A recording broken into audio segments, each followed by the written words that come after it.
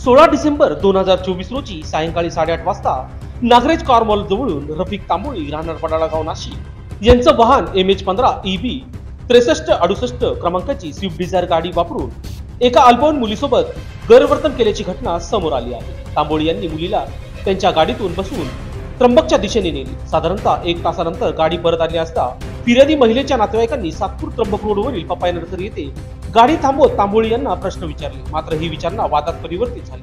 त्यामुळे घटनास्थळी मोठी गर्दी जमली। त्यानंतर तांबोळी यांनी सातपूर पोलीस ठाण्यात आणले।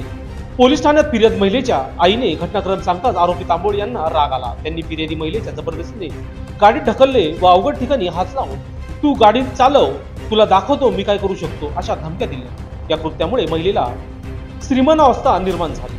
घटनेनंतर सातपूर पोलीस ठाण्यात तांबोळी यांच्या विरुद्ध गुन्हा दाखल करण्यात आला आहे। सदर प्रकरणाचा पुढील तपास PSI मुसळे हे करीत आहेत। या घटनेमुळे परिसरात खळबळ उडाली असून आरोपीवर कडक कारवाई करण्याची मागणी स्थानिकांनी केली आहे। लोकशाहीसाठी विशेष प्रतिनिधी सातपूर।